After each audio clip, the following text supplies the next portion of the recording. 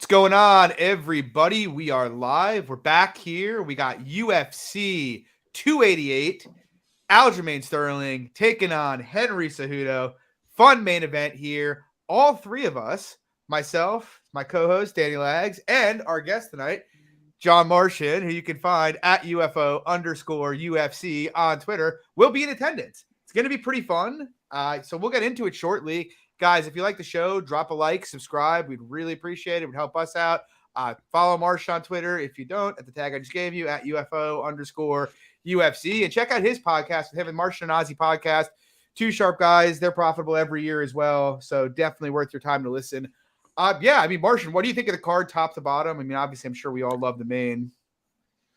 I think it could be a little better, honestly. A lot of the prelims I don't think really jump off the page. But one thing I did notice is there are 12 fights that are like minus 210 or shorter. So at least we're getting competitive fights. Far is going to be a huge favorite. Williams is a pretty big favorite. But the rest of the fights, 12 competitive matchups, which you can't be too mad about. Yeah, agree. Lags, how about you? Any thoughts for you?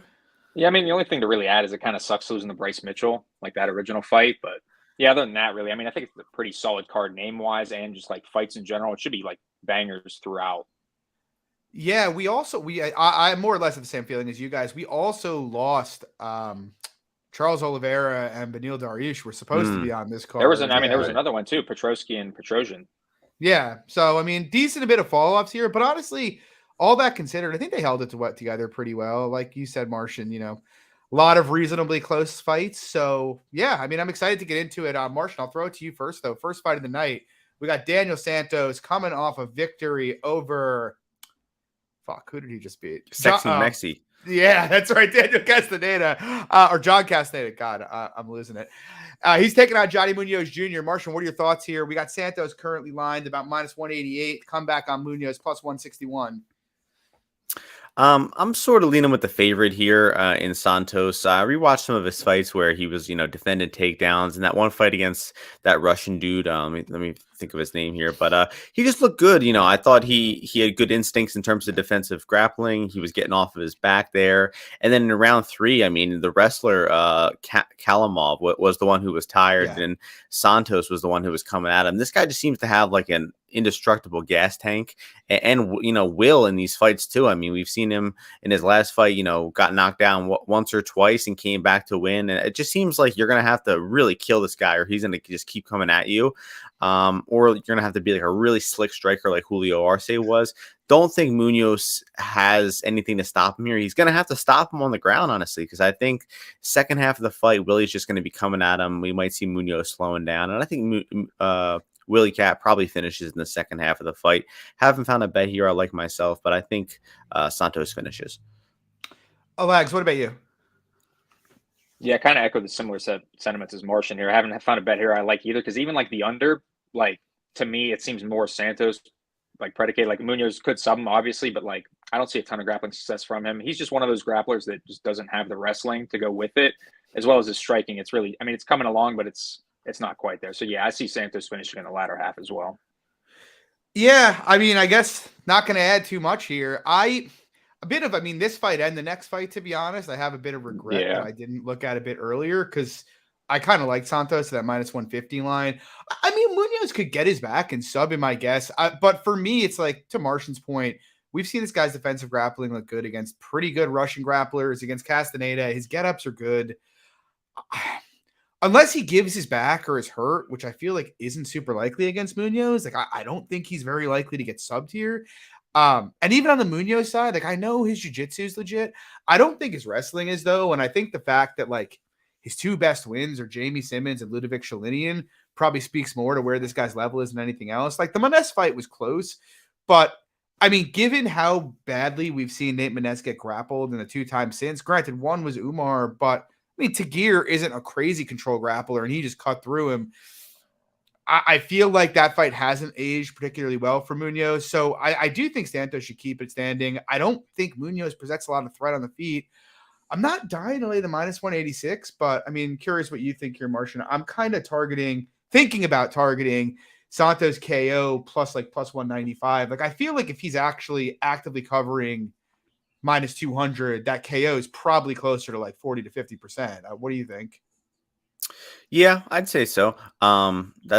I think I would agree with all that. Let me see. What is the line at now? 195. Yeah.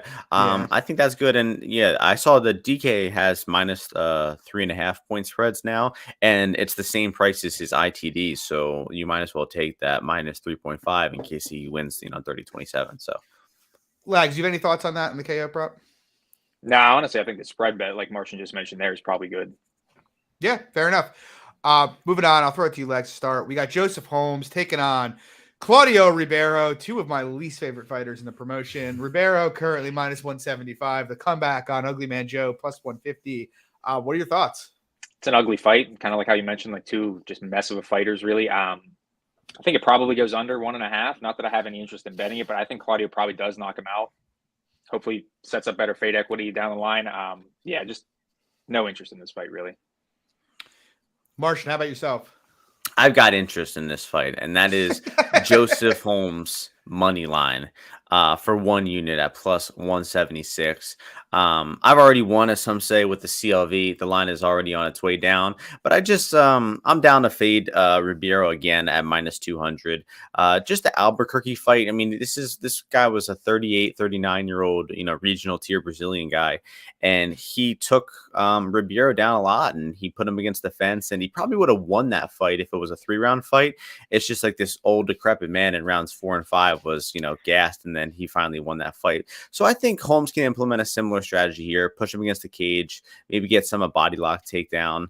And I think we've seen a little bit of process grappling from Holmes. He's not good at it at all, really. But I think he's at least going to attempt the right game plan here. So yeah, I'll take a unit on him at plus 176. Just kind of a fade of Ribeiro at minus 200 at that price. But let's see how it goes.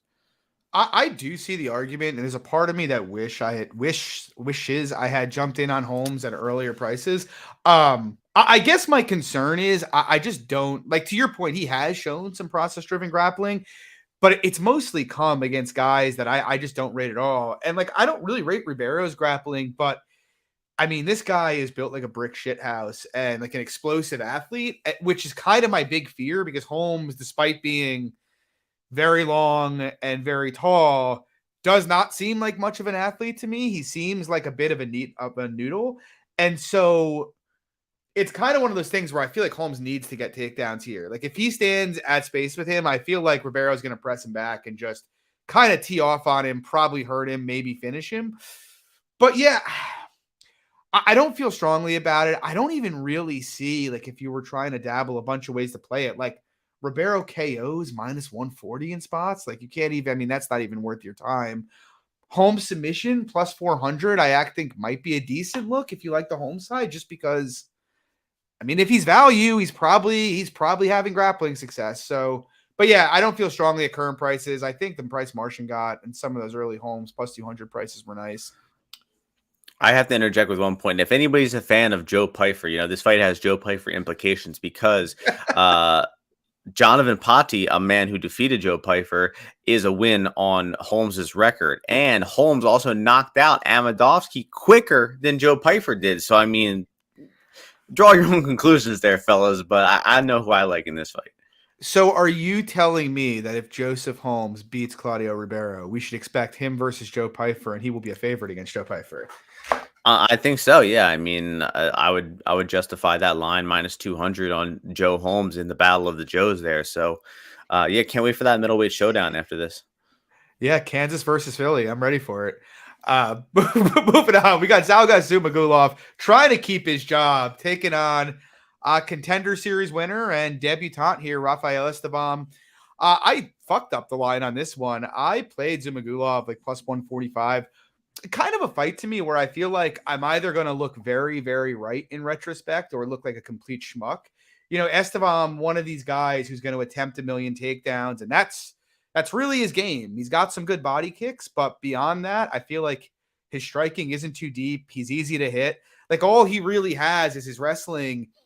And I guess that's kind of why I lean the Zhumagulov side here. The guys Esteban's wrestling, they're pretty bad in the aggregate. And even his last fight on Contenders, it was a dominant performance, but Joao Elias was like very, very, very happy to let Esteban take him down and just try to play guard. And Esteban didn't fall into any guard subs and smashed him on top.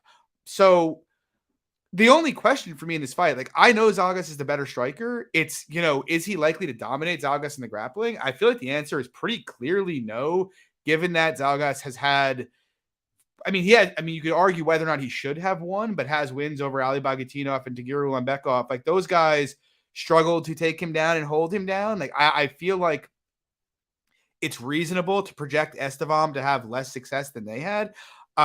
Even Amir Albazi, that was mostly a competitive fight. Like I think my biggest concern on the Zhalgas side is just this guy's gas tank tends to not always be there. But I mean, ultimately, I do rate the process of Esteban. I mean, the guy's going to attempt 10 to 15 takedowns. You love to bet guys like that. It's just like this is a gigantic step up in competition in every single respect of MMA. Like I said, I've seen Zhalgas keep it upright against better grapplers than Esteban. I just trust the guy. I know he's 1-5 in the UFC, but I feel like that belies the level of competition he's fought in the UFC. I mean, he could easily be 4-2. I have 2 units plus 145. I love the price here. Lags, what do you think? So I'm a bit on the other side, actually. I do like the pace and the pressure and the wrestling of Esteban. But again, like what you said, the strength of schedule, it's obviously massive disparity, which obviously why I have no interest in laying the money line and where it's at. But the big thing for me for Zhumagulov is he's just a guy who does always have a high floor, but his ceiling is never that high either. He never has high finishing upside. His volume's not that great. And like you touched on with the cardio, it's not that great either. So I think Esteban absolutely could just dominate and just control him in the grappling, really, down the stretch. Martian, I'll let you break the tie here. What do you think? Okay, I will be going. Also, I saw just Minabe just corrected me there. He did sub Amadowski, but are we sure about that? I don't know. I feel like that was a knockout. That was a anyway. Sub It was. Well, still, he dropped him with the knee. Yeah, he dropped him with the knee, I'm pretty sure. Well, I'll be going with the Zhumagulov here. And if you saw this picture of Zhumagulov today, he has entered his Alexander Emelianenko phase for the true fans out there because, there was a moment where Alexander came back fighting and just looked deranged. It was probably after his second or third prison sentence. But, I like Zhumagulov at this price. I mean, Esteban on the feet, I don't think I've seen anything remotely impressive from him. I just think that Zhumagulov should edge the striking here. And he's never gonna blow the doors off the judges. He's always gonna fight close on the feet, but I just don't think we've ever seen a guy really take down Zhumagulov super easy and do it at a replicable rate, especially a guy who his opponents I just think are just fairly irrelevant to this fight, man. I mean, he's fought nobody good. The guy, Elias on the Contender Series was just so small. He was a 5'3" fighter. And I don't know, man. I just think they're making a lot of assumptions pricing him at, minus 180 here over Zhumagulov. So I've only got 1 unit myself. But you mentioned the 1-5 record. That has to be helping us here because I'm pretty sure the majority 100%. of people agree. I know for a fact the majority of people agreed that he beat Johnson and Molina. And I think slightly he edged the Paiva fight too. So he really should be probably 4-2. So he just got horribly unlucky. He was initially they cut him or he retired and he's coming back here. So I just think this is Zhumagulov's redemption arc right here, and he's going to get this dub for us. I agree. He's going to keep his job. He's got 2 wives to feed. He's got a big family. This guy's going to keep himself in the UFC. He's going to do what he needs to do. He's probably got a family of yaks and mules up in the mountains of Kazakhstan. Yeah, goats. Yeah. Moving on, I'll keep it with you, Martian. We got Ikram Aliskerov. He's making his UFC debut. He is most known for being uppercutted to near death by Khamzat Chimaev. He'll be taking on Phil Hawes. Phil Hawes coming back off a pretty brutal finish against Roman Dolidze. Hated to see it since I bet him in that fight. Aliskerov minus 200, Hawes plus 170. What are your thoughts here, Martian? I also bet Hawes in that fight, but that's a good way to lose a bet, to just have the guy laid out unconscious, because you're like, okay, at least there's no more questions asked at that point. Not even laid out unconscious, shredded his knee first, and then got laid out unconscious.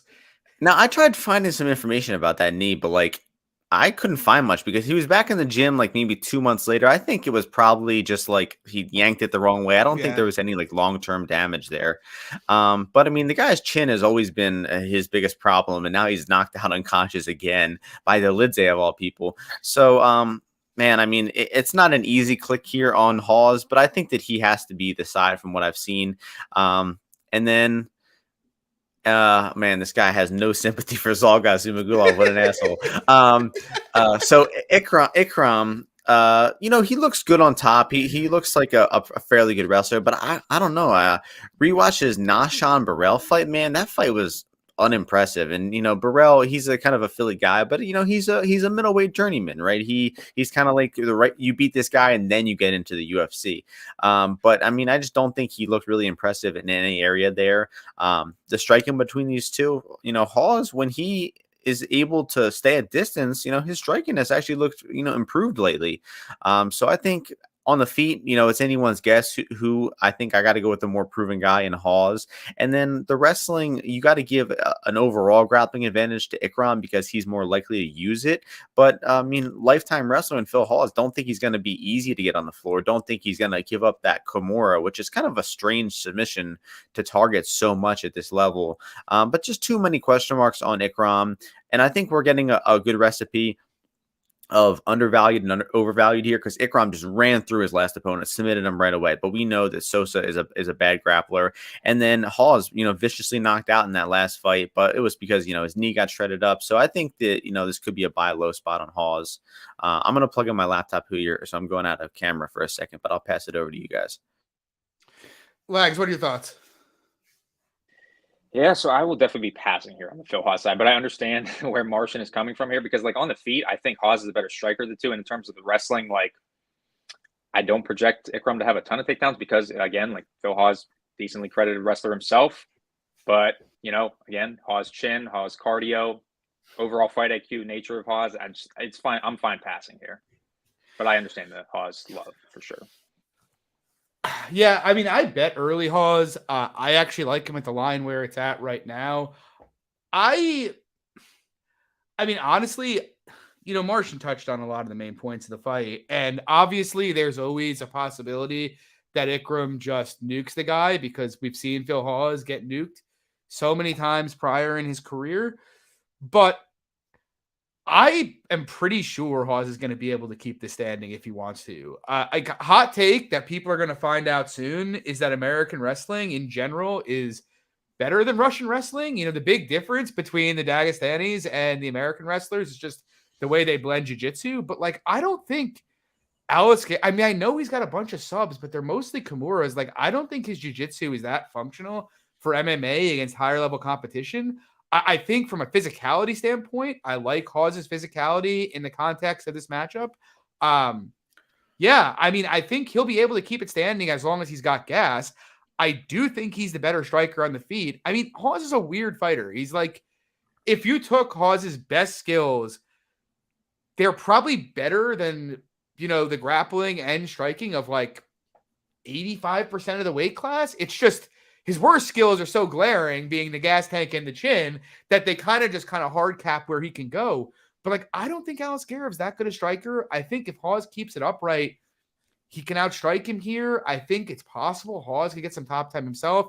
Obviously, the big concern is down the stretch. Can Hawes' cardio hold up and can his chin hold up? And for that reason, I understand him being an underdog because we know Aliskerov's cardio is fine.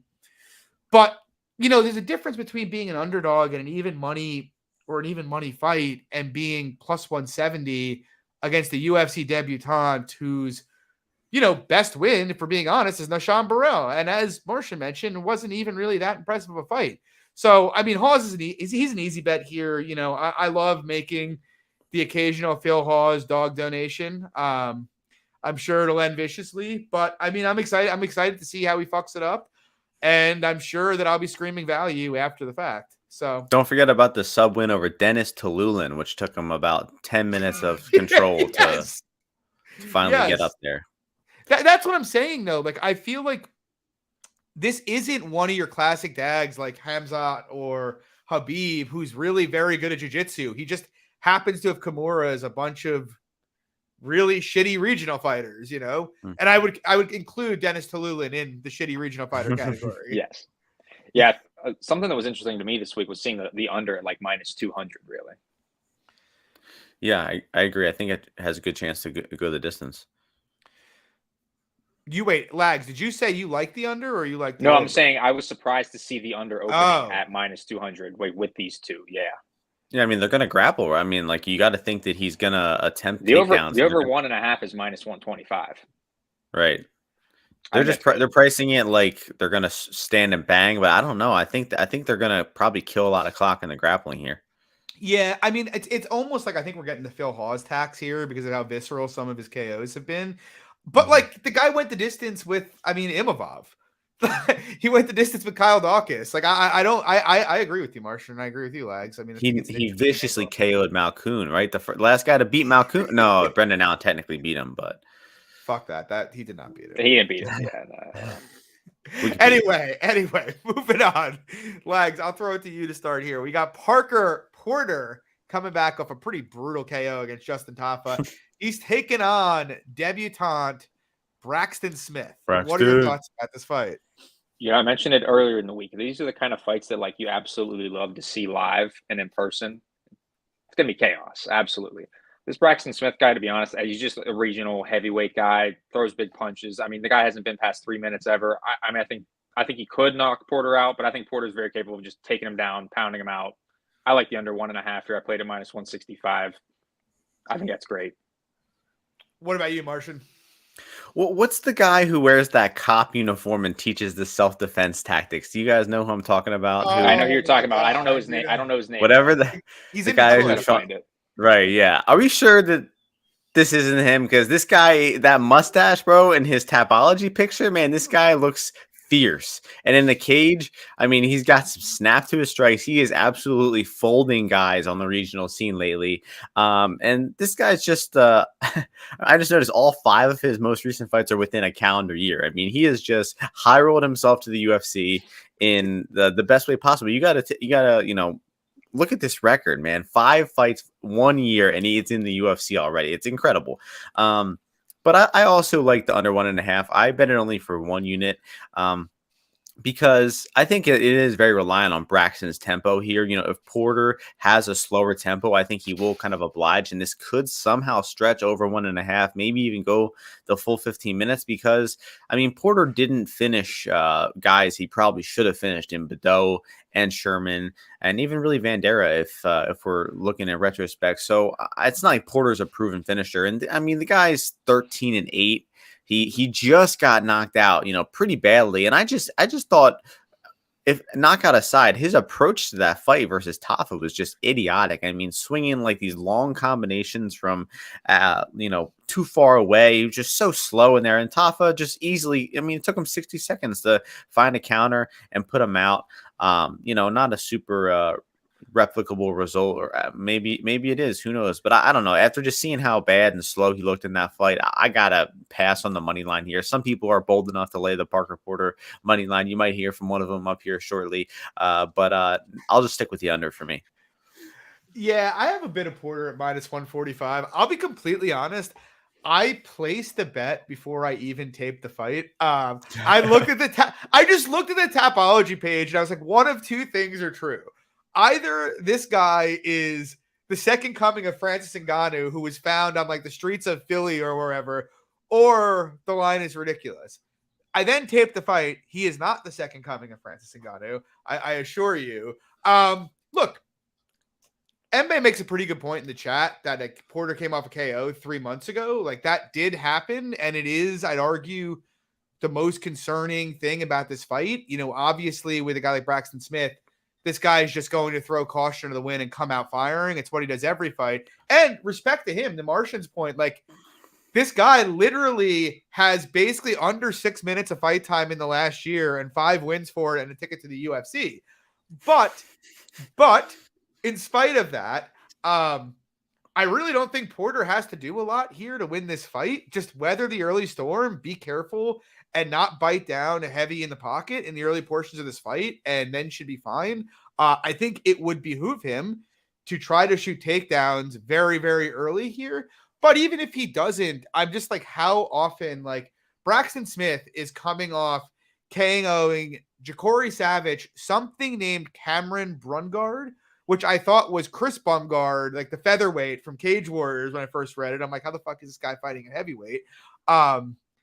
He's just fighting a bunch of guys who have done nothing in MMA. Yeah, I don't think you can put an early Braxton KO much higher than like 20-25%.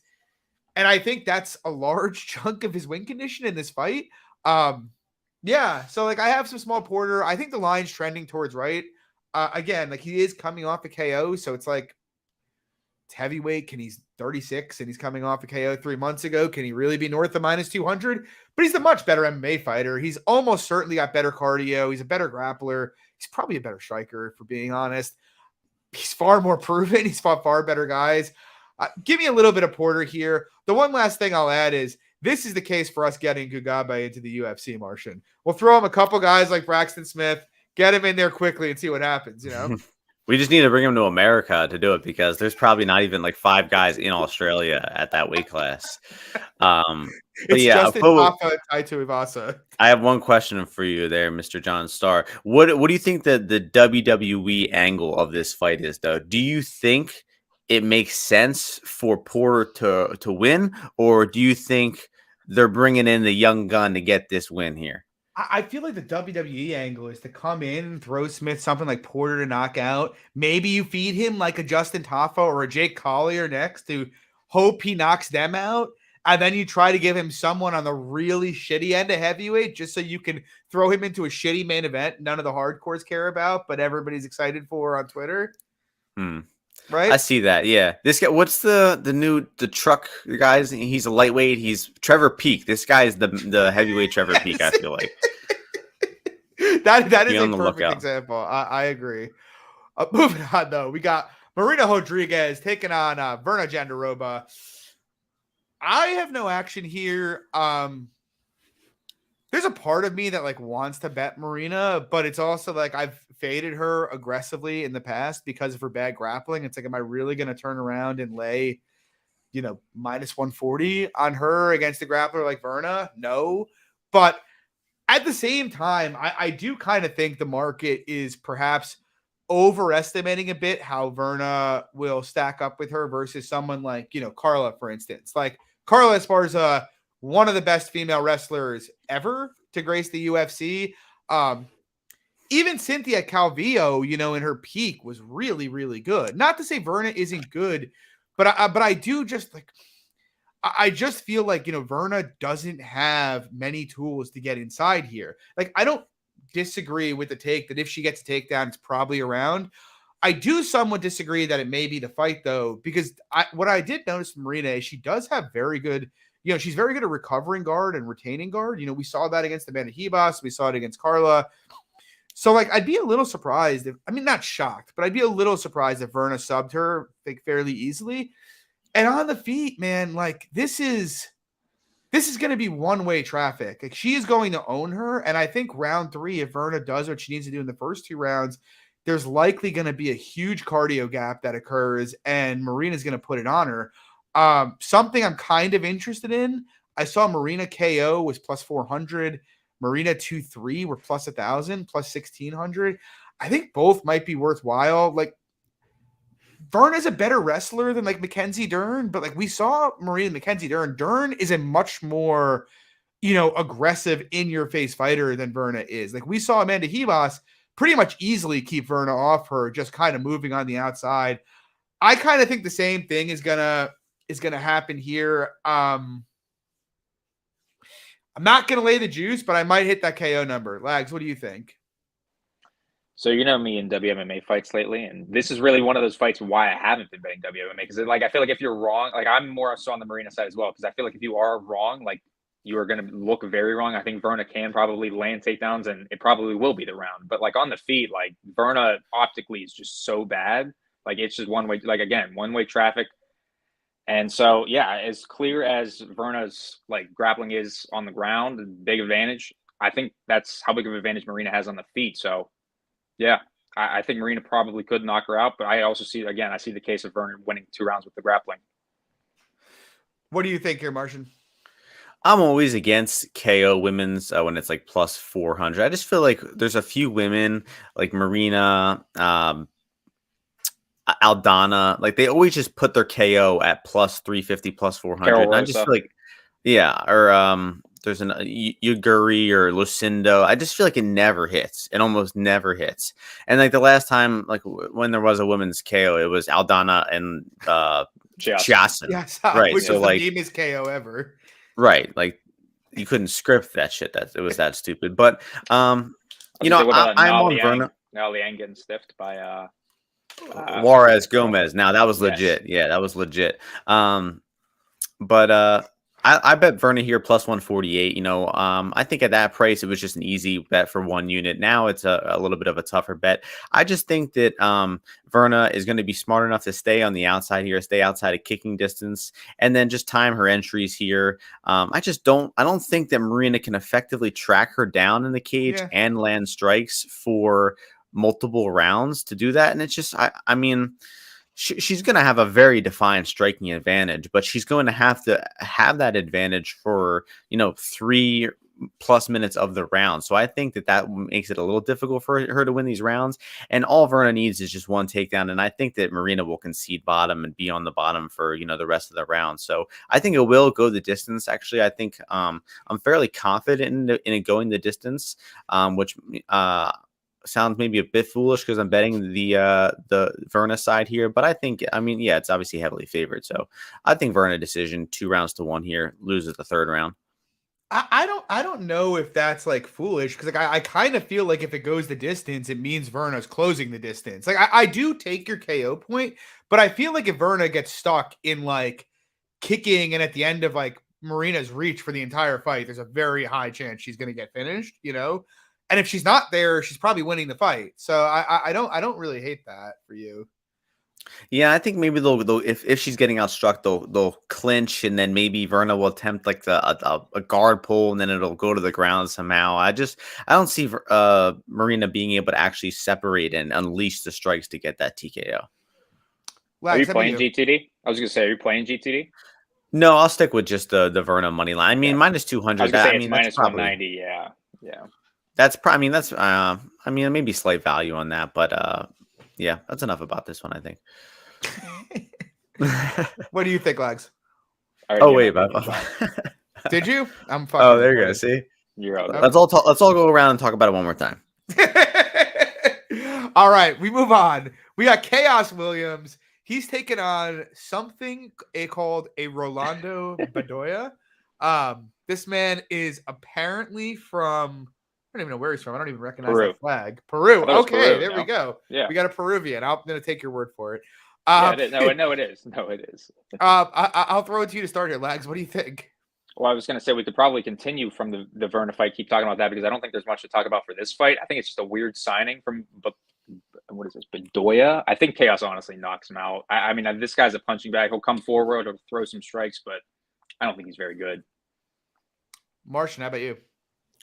Yeah, I agree. I mean, this guy seems just kind of like a worse regional tier version of Chaos. So, I mean, I think Chaos shouldn't knock him out as well. I think Bedoya could potentially win some UFC fights if match made correctly. But, I mean, just watching his most two recent fights, I mean, he gets rocked really badly in the Otalora fight. And then there was something discouraging about the Pablo fight as well that I'm forgetting. Oh, that's right. He hurt him with like early in round 2, and he looked like he was 80-90% of the way KO'd, and he couldn't KO this guy until he eventually submitted him 2 or 3 minutes later. So I just don't see, he's gonna have to find the perfect kill shot here on Chaos and turn his lights out, and I don't see it. It should be a KO for Chaos. Yeah, I don't really understand the matchmaking, to be quite honest. Like Chaos's first, so he's had 6 fights in the UFC. His fights are a knockout of Alex Morono, a knockout of Abdul Razak Al-Hassan, a very close loss with Michel Pereira, a decision win against Matthew Samuelsberger, a knockout of Miguel Baeza, and a very close loss with Randy Brown. Like, how is he going from that level of competition to fighting Rolando Bedoya? Like, I'm not saying he should get a top 15 guy, but like Chaos has shown at least that he's a pretty legit UFC fighter. I actually think it's funny because I was very anti-chaos early in his career because I still think his grappling is a bit on the sketchy side, but I think he's gotten probably too much shit because his striking is very ugly. But there's actually like a method to his madness. He does a very good job of baiting shots out and then kind of counter blitzing them. He obviously hits hard. He throws leg kicks. His cardio is okay. I still have concerns long term about his defensive grappling, but like Chaos is like a very solid UFC level welterweight. Whereas, like to both your guys' points, I don't really see it with Rolando Bedoya. Like, yeah, if he's match made appropriately towards the bottom end of the division, he can definitely win fights. He's aggressive enough. He's a decent finisher. In the context of this fight, he probably needs to grapple hard to like give himself a chance. I just don't think he's a very good grappler. And like on the feet, yeah, Martian said he's budget Chaos, and like Chaos is hung in there with much dangerous fighters. It should be Chaos all day. I just don't see. I just don't see much value anywhere. Like I'm not laying Chaos KO -110. You know. Yeah, so that was the least interesting fight on the card. We'll move on to something a bit more interesting here. We got Devin, the Brown Bear Clark, taking on Kennedy and Cédric. And I bet Devin Clark in this fight. And I'll be honest, it makes me a little queasy because like so much of like how I approach betting is like market-based. I passed pre-fight against Da Un Jung on Devin Clark, and now I feel like I'm betting a similar fight at a worse number than what he closed against Jung. But ultimately, like... You know, I kind of have come to appreciate what Kennedy brings to the table. The man is just an absolute fucking specimen. You know, he's got decent takedown defense. He's got okay get-ups. He's got great cardio. He hits reasonably hard, keeps a high pace. But I still don't really think he's that good. Like, I think he can get taken down. I think he can get held on the clinch. It's very, very difficult for me to watch the round one fight of the fight with Ion Cutelaba and think Kennedy should be -180 here. You know, like I know Cutelaba dominated Clark, still one of the weirder outcomes I can remember, but like Cutelaba was controlling him in the clinch fairly easily, got him down 3 times in the first round. He did what Ion Cutelaba does when he faces adversity and collapsed. Devin Clark is a bit of a different animal. He's got really good cardio. This is a guy who went up to heavyweight and looked decent. He's really strong. Yes, if he gets stuck at the end of Kennedy's reach, he's probably fucked here. I can't deny that. But like I feel like Da Un Jung he's a similar fighter to Kennedy in terms of size and frame, but he's a much better grappler and has a much better get-up game than Kennedy does. Like I think the takedowns will be there. I think cage push will be there. I can't favor Clark because he is so wilty, and Kennedy does have a tendency to exist in guys' faces and break them. But like Clark is enough of a minute winner and Kennedy is easy enough to get offense off against that I feel like it's got to be close to pick here. Honestly, if you don't like, you know, the Clark side here and you like the Kennedy side, I actually think under is like way better than the Kennedy money line. Like if this goes 15 minutes, I would feel really bad about a Kennedy like -190 ticket. Like if you take under 2.5, you're taking -125. And like at least you have like Devin Clark doesn't have many KOs, but he hurt Rockets really bad. He knocked out Will Knight. I'd much rather have that than the Kennedy side myself. What do you think, Martian?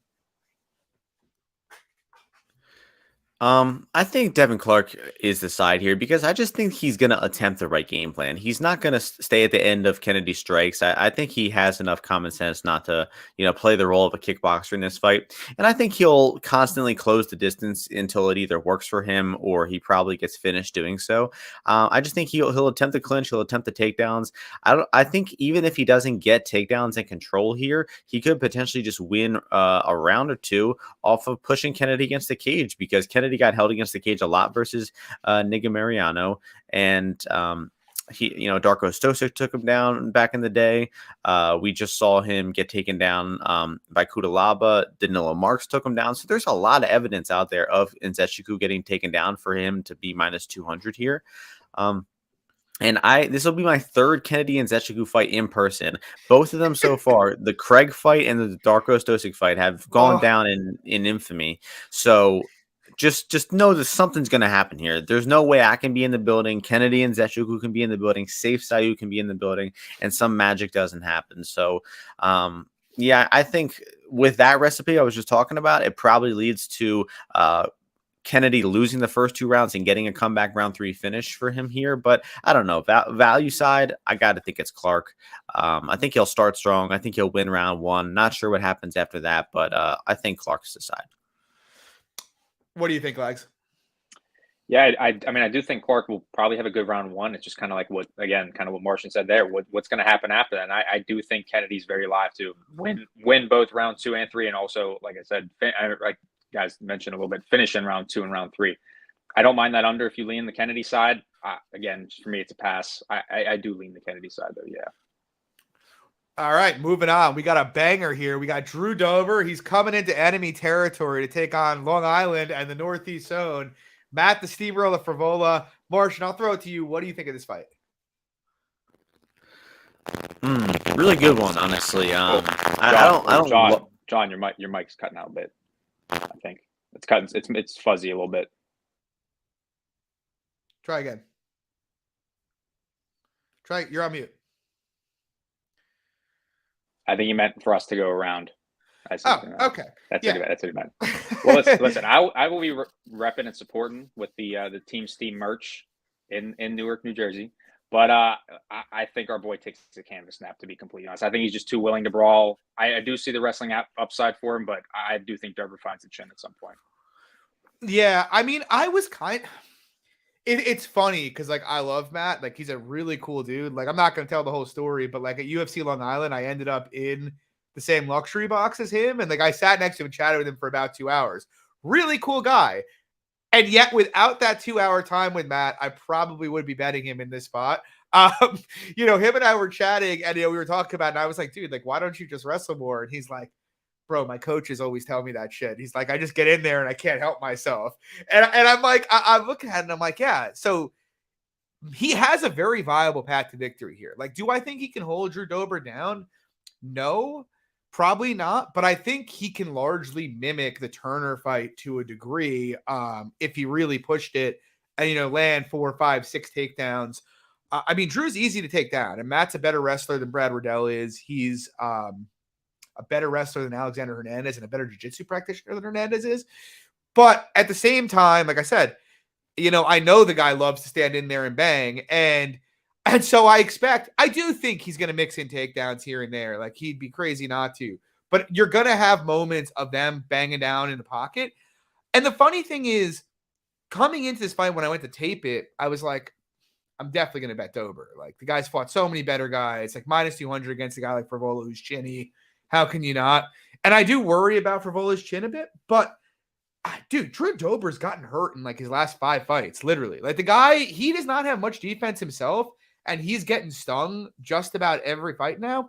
So it's like, yes, I do favor Drew if they bang it out on the feet, like pretty big. Because, like, yes, he's getting hurt a lot, but he's certainly more durable than Frevola is. But at the same time, it wouldn't shock me if Matt hurt him. It's like, if Matt was a more willing grappler in his UFC fights, I'd be very interested at the current line. But, like, between the fact that he hasn't been in recent years, he has not been grappling aggressively. Like, let's be honest, his last fight, Otman Azaitar, that is like, you should have shot 30 seconds out of the gate, and instead he was down to bite the mouthpiece and brawl. It worked out for him, but that's not really what you want to see from him if you're betting him.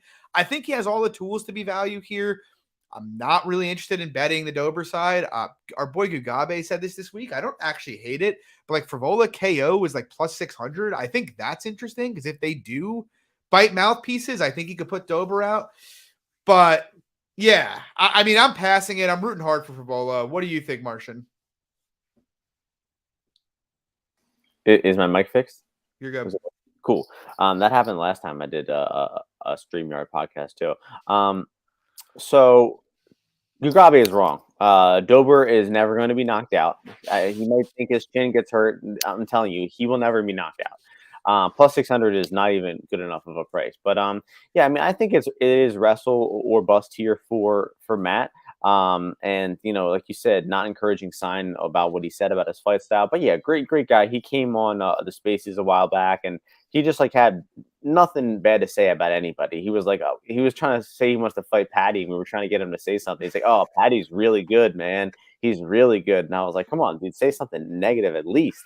But I mean, I think that Dober's wrestling game is bad enough to where there's no chance you could lay the -200 on him here. I mean, he's been taken down. You mentioned the Dober fight.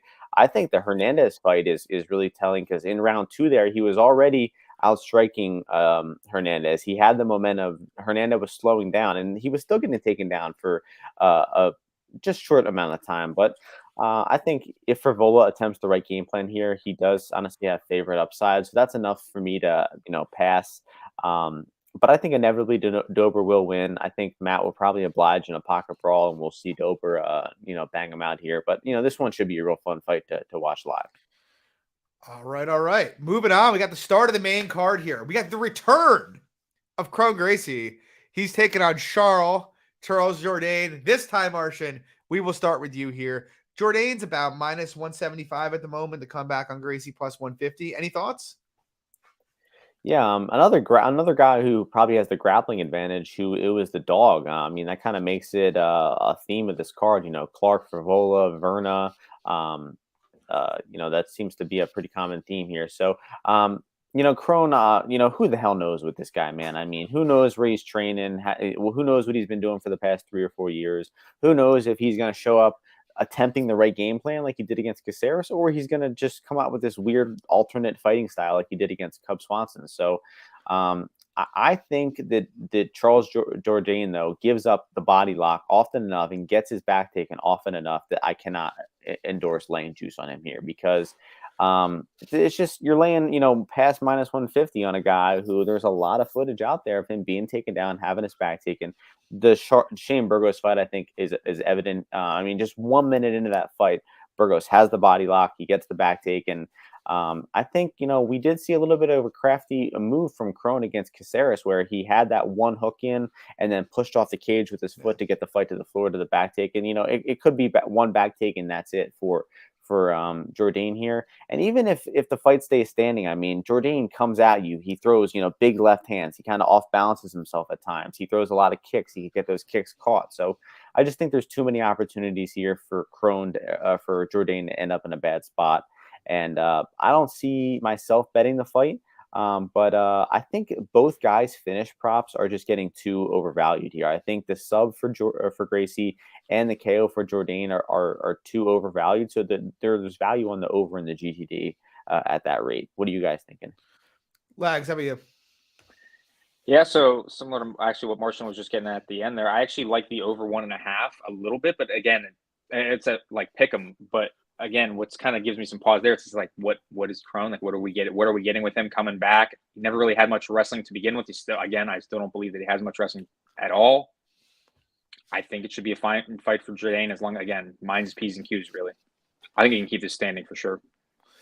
Yeah, I mean, I really wanted to bet Jourdain going into tape, and even post tape. Like, I bet Cub pretty big against Kron, but like rewatching that fight, like Cub kept it standing fairly easily, but it wasn't for lack of trying from Kron. Officially he only attempted 2 takedowns, but like the guy was coming forward like a bat out of hell for 15 minutes trying to force Cub into the clinch. Cub is just, this guy's like a 35 fight veteran who's fought everybody in the world. Like, he knew what he was getting into, and he was just never going to engage it.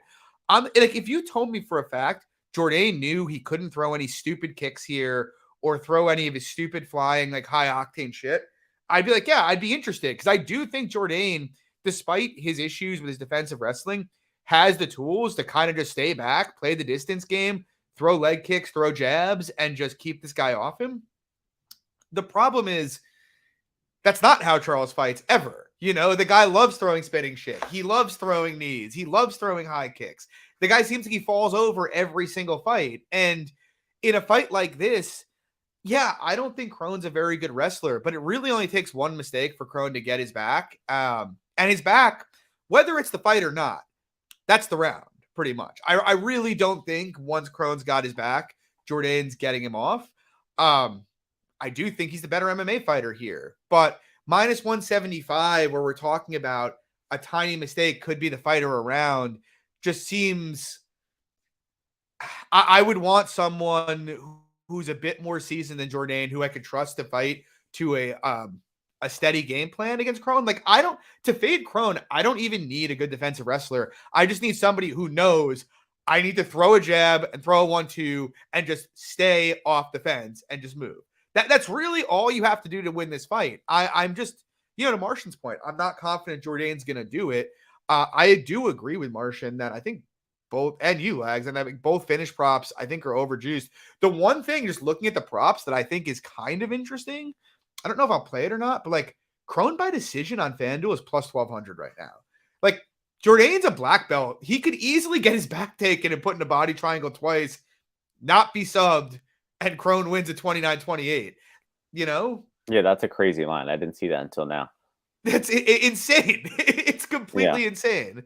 So I'll probably take a bit of that. But otherwise, yeah, I mean, I think Jourdain's got the tools, but I mean, I think we're all in agreement. None of us really trust Charles Jourdain to do what needs to be done. So yeah, I just don't, the KO line specifically. I mean, 40% for Jourdain KO when he just took a beating from Cub and never stopped coming forward. I mean, body shots, headshots, body kicks. He ate it all and kept coming forward.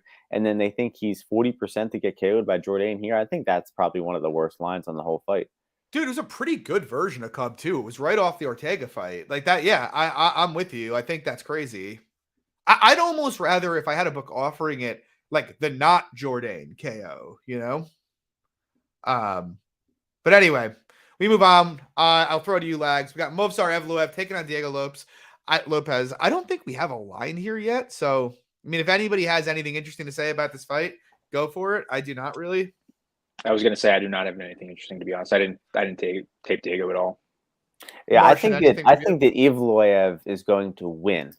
And that is my thoughts on the fight. Why are they keeping this on the main card? I hope they drop this off, honestly. Like what? Move Dober dude, put Dober Frevola. Yeah. I'm looking at the card right now. Yeah. Or Clark Kennedy. I saw the press conference though, and they have Diego Lopez's name on the press conference. So I guess they're keeping it. Oh my god. They're gonna have this kid in his first UFC fight do a UFC press conference.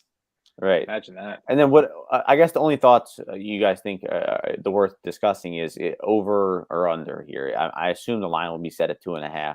Do you think Lopez can make it to a decision? Yeah, I mean, probably.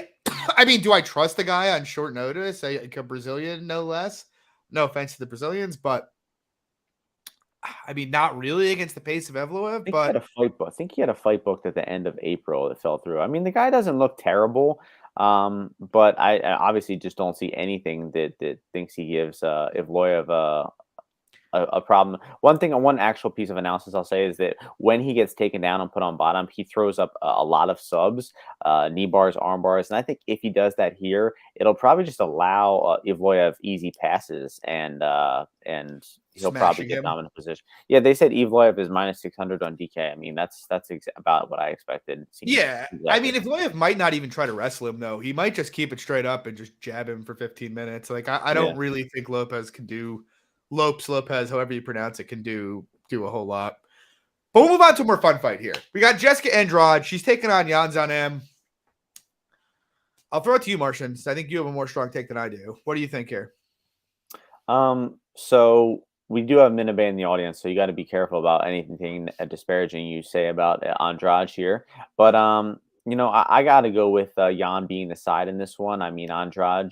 I just think that she just looked terrible in that Blanchfield fight. Now, look, deserves a little bit of slack, I guess, because she came in on like very short notice there.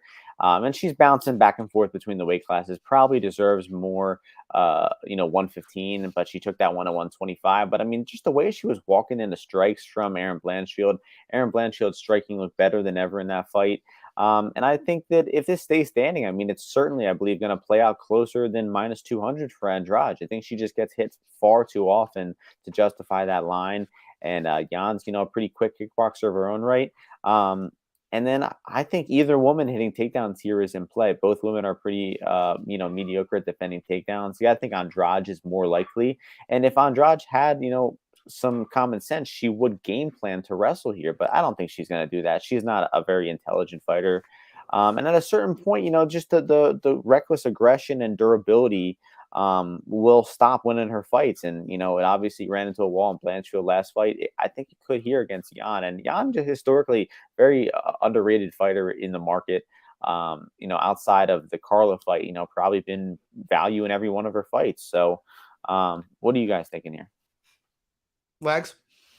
Yeah, small play on Yan for me as well. I think, again, it comes down to how willing Andrade is to wrestle. And so, to me, if she's not just diving on legs from the jump, I think it's a close fight on the feet. So, yeah, plus 160 Yan for me.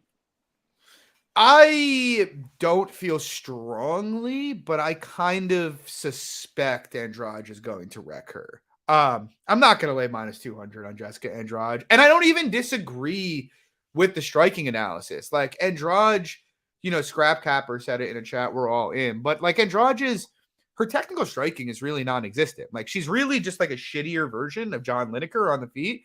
The thing is, she is like the perfect case study of what wins fights in WMMA. It's just like raw, unbridled physicality. She is going to be in your face from minute 1 till minute 15. She has great cardio. She hits very hard. I do think Yan can win this fight on the feet. The thing is, like, what I can't get past and what makes it very hard to like trust Yan at like a plus 170 or a plus 150 is just, and there is an I win button here. Like maybe Yan hits takedowns. I'm pretty sure Yan's not subbing Andrade if she gives her back to get up. Whereas Andrade could just do what she did in the Tisha Torres fight. It's been a while since she's attempted takedowns proactively, but like we saw that fight. Torres was kind of lighting her up on the feet and she just went, okay, I'm way stronger than Tisha Torres. I'm going to push her into the clinch and just slam her on her head over and over and over again. And I don't see much in Yan's game that can really stop that if she wants to go for that. So like with that being the case, it's like, yeah, I get all the angles on Yan. And I do think if she has a perfect kickboxing match in space, she can have loads of success here. But Andrade has such a huge edge grappling. If she goes to it, it makes it really hard for me to want to take the splash. I will say this.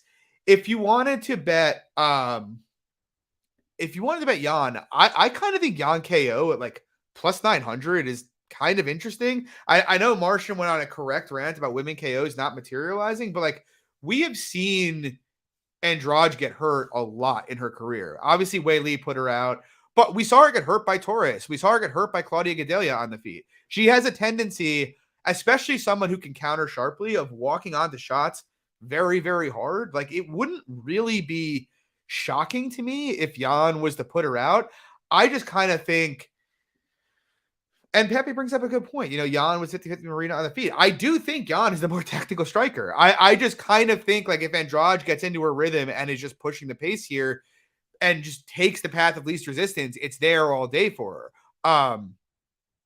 We saw Jessica Andrade finish Katlyn Chikagian on the feet. Like Valentina Shevchenko didn't do that. I can't fade Andrade with the Yan money line. I don't mind a shot on the Yan KO. I don't even mind a shot on the under. Like Andrade forces those kind of fights. If they have an Andrade type fight, plus 145 is probably not bad. But my pick's Andrade here. Moving on, I'll throw it to you, Legs. We got Belal Muhammad taking on Gilbert Burns. Gilbert Burns currently minus 125. Muhammad plus 105. What are your thoughts? Banger of a fight. I'm glad this got added. 5 rounds as the co-main. And be honest with you, maybe it's a bit of a cop-out, but if this fight wasn't a month removed from Gilbert's last fight and it's a 5-round fight, I would have more interest on the Gilbert side to pick him, or I should say close to pick him.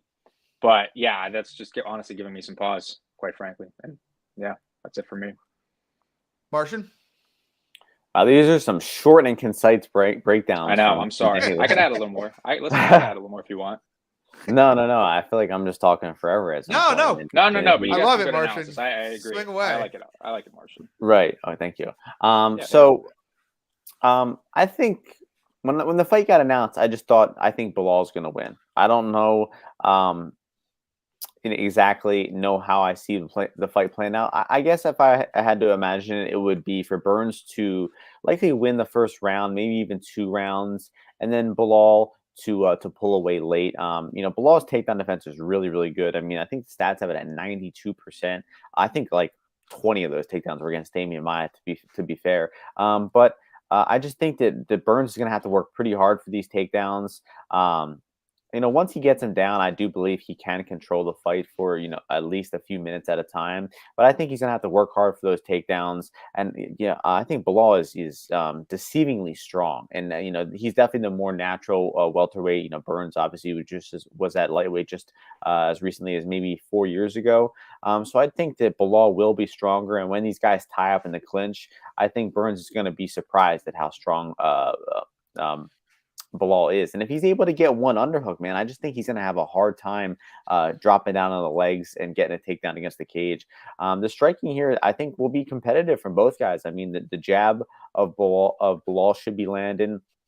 And Gilbert's striking has been looking a lot better lately, just lit Masvidal up on the feet. So I think that it'll be a close decision. I honestly think either guy here is winning 48-47. And I think the goes the distance is probably my most confident on the lean of the fight. I think it will start round 4 at minus 196. Will start round 5 at minus 142.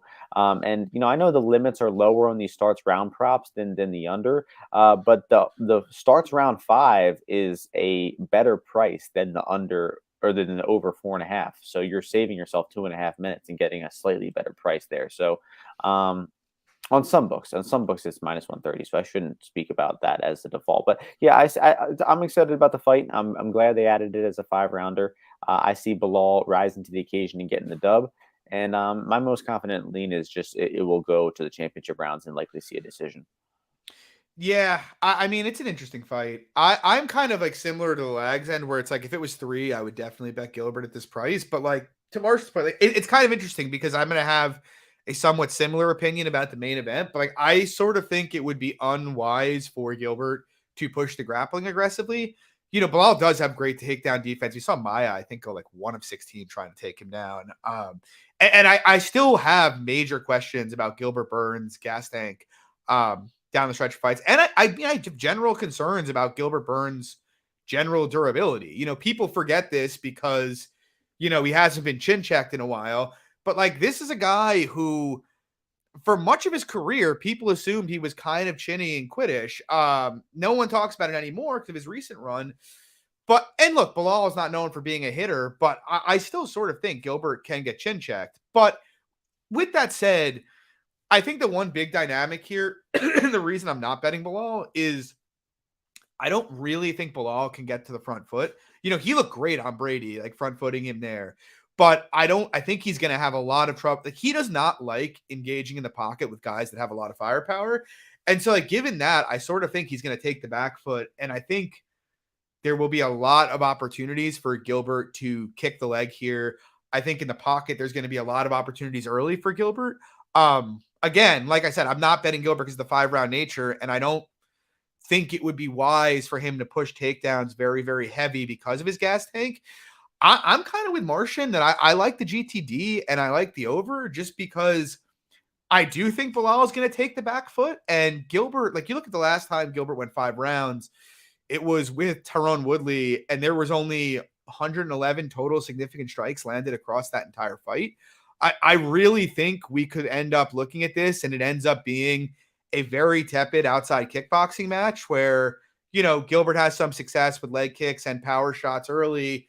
And down the stretch, it's just pretty competitive. But I don't really expect the volume to get turned up on either guy. I'd be a little shocked. Like, I agree that if Gilbert gets on top, he can probably hold him there. But I'd be a little shocked by Gilbert just cutting through Belal on the mat in this fight. So, yeah, I kind of like the goes the distance here. I lean Gilbert just because, the leg kicks and power and him probably being able to front foot it just put the optics so heavily in his favor. And I really just don't see a lot of grappling upside for Belal. Chimaev tried to take Burns down and couldn't hold him there. I'd be shocked if Belal can do that, can hold him on the mat. But yeah, I think it's going to ultimately be a competitive fight. I lean Gilbert just for the athleticism and optics side of it, but I like goes the distance more than anything else. Moving on, we have the main event. Aljamain, Funkmaster Sterling, taking on Henry Cejudo. Current lines got Cejudo minus 116, Sterling minus 104. I've bet Sterling pretty big here. I have 3 units on him at plus 100. I feel I get all the arguments for why anyone would like Cejudo here. You know, there are some questions about Sterling's gas tank. There are, you know, obviously Cejudo has an incredible pedigree.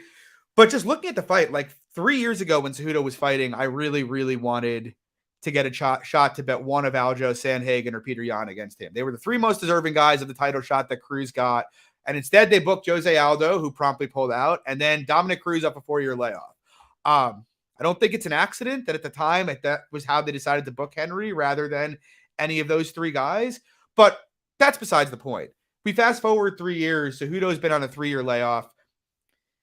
He's not coming up in weight anymore, but if we're being honest, like I don't think people are talking about this enough. Cejudo's a bantamweight. The man is 5'4" with a 64-inch reach. He has flyweight. Yeah. He has flyweight height. He's got flyweight reach. He fought flyweight for most of his career. He's being treated as one of the best bantamweights ever because of his 2 wins there.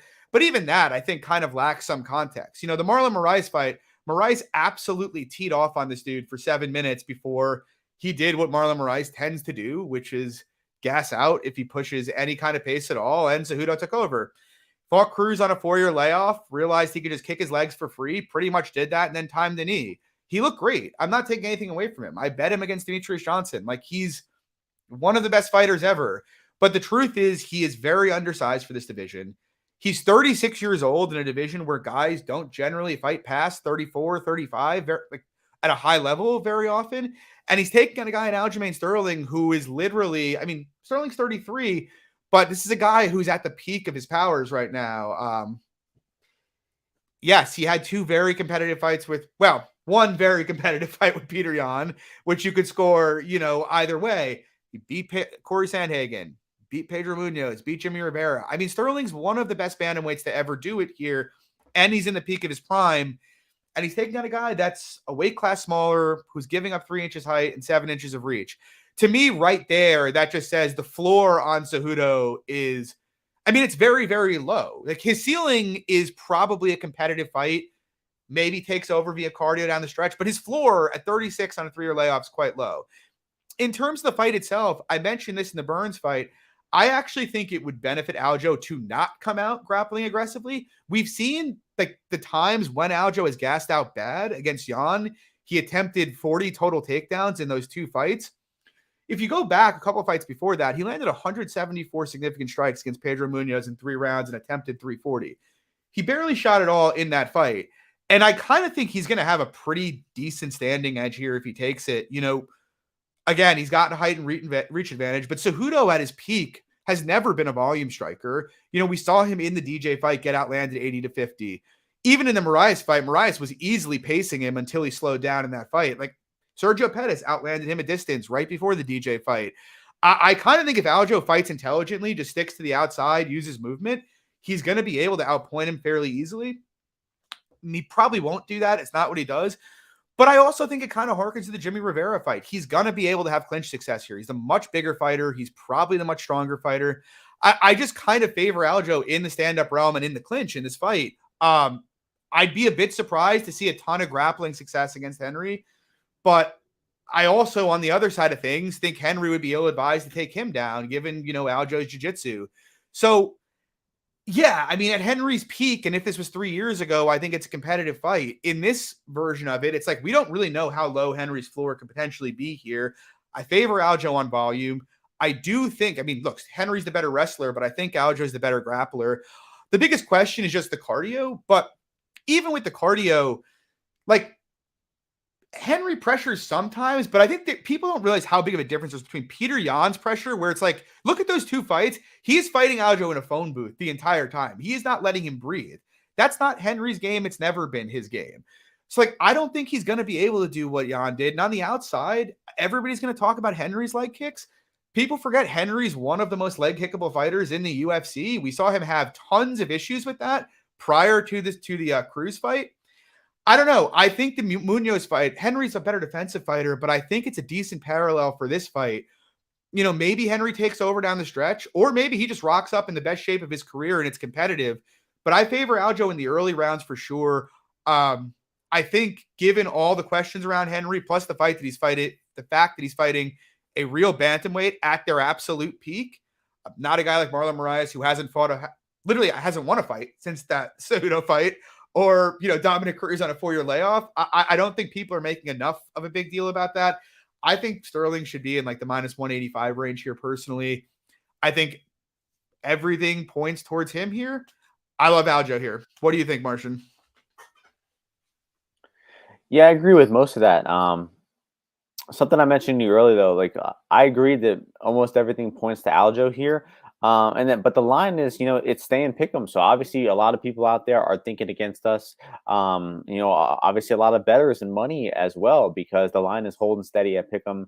Maybe bouncing back and forth a little bit, but I think it'll probably stay here, right? I don't think we're going to see like a huge surge of money on either guy. Maybe the weigh-ins could have some effect on it if people see Aljo, but I really doubt anybody it's going to close minus 120 plus 100 for one guy, I think, here. So I agree that I'm on Aljo as well for 2 units. I won't go on too much, but yeah, just a quick summary of younger, more active, bigger.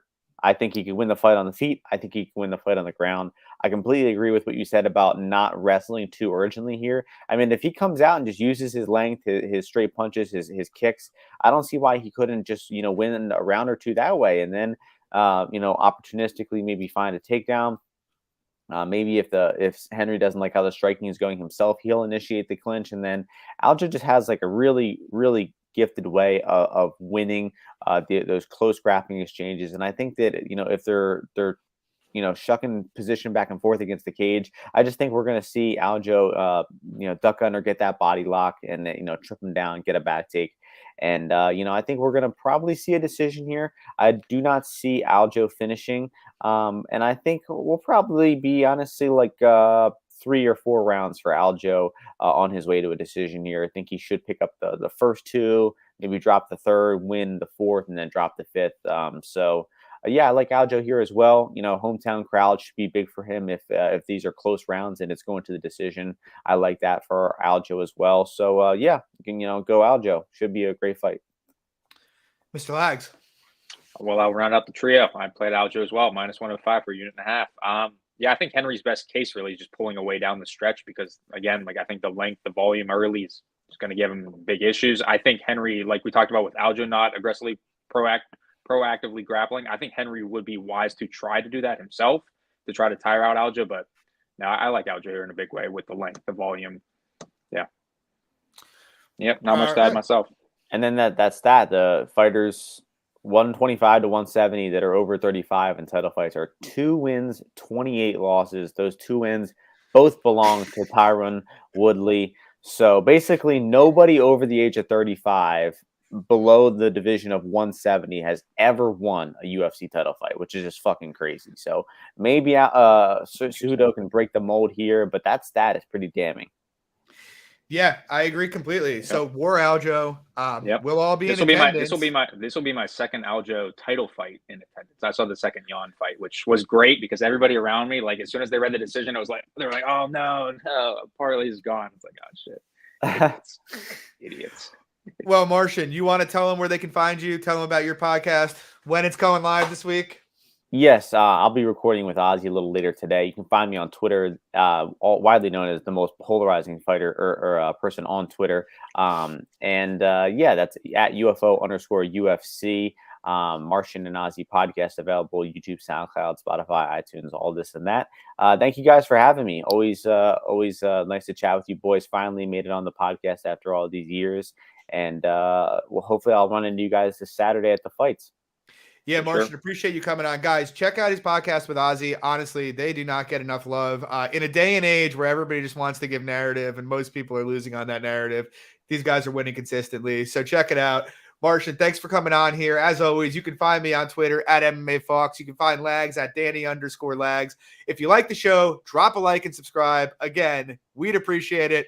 Guys, good luck this weekend on your bets. War Aljamain Sterling. We'll see you next week. Peace.